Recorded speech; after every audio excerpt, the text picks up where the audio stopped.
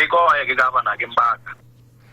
Komachielo en ni Japouonjre ma kwan gi oktinne 600 mayande ne osir somo margi e bwo chenro mabende otisi ni Genowa Fundi Mang'ula program gikone to koro ne orwaknegi ogudu bang' tieko tiegruok e kuonde tiegruok mopogore opogore mag tije lwedo e kaunti ma Homa Bay. Chenro mar Genowa Fundi Mang'ula program en achiel kuom chenro mabende miyo ojende ma ok e gwenge makono bedo gi ng'eyo kata puonjruok e wi tije mag lwedo mabende chalo kaka tije mag bao, twengo, suko wich e kind tije mamoko. Koluwore gi gavana ma kaunti ma Homa Bay Gladys Wanga en ni koro sirikand kaunti no ka omakore gi riwruok mar KCB Foundation moro ka moro koro ne ochiwo omenda maromo milion 12 e siro somb ojende ma kwan gi romo 600 ka thoro maduong' mar chenro makamano en neno ni koro chugo thuolo mag tije ne ojende mondo mi koro kik gibed jogo mamanyo tich.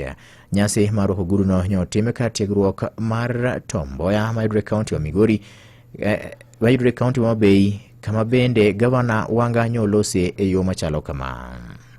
With over 80% of our population comprising young people and less than 1% engaged in formal employment, the challenge was urgent. We needed a bold and sustainable intervention. Genowa Fundi Mang'ula, in partnership with KCB to Jiajiri, was our answer. It is grounded in the belief that young people equipped with relevant skills can drive innovation, power local industries, and support the county's economic transformation. Today we are proud to graduate 526 young people across various trades including welding, electrical installation, masonry, plumbing, tailoring, fashion and design, food and beverage, automotive repair, and more. Among them, 136 top performers will receive startup toolkits to begin work immediately. Wacha bende nyose lwedo gi jalup gavana ma kaunti ma Homa Bay Oyugi Magwanga. Those who graduate from the universities may take almost about 10 years before getting jobs or before earning a living. So it is upon you. The county and the KCB has done their best, and today you are here. Our lecturers have done their best, and today you are here.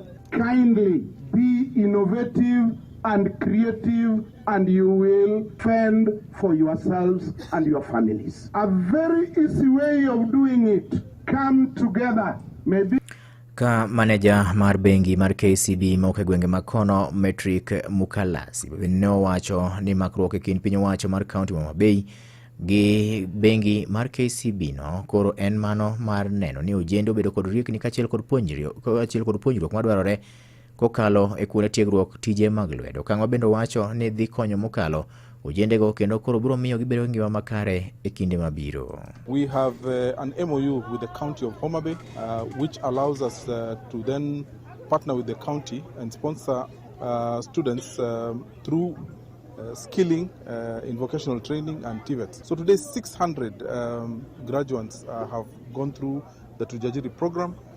KCB contributed 12 million. The county also matched with 12 million. So we had a kitty of 24 million, which took through these 600 students on vocational training and skilling. So there have been some plumbers who've gone through, electricians, beauty, cosmetics. Imedo winjo weche matut e kor gwenge.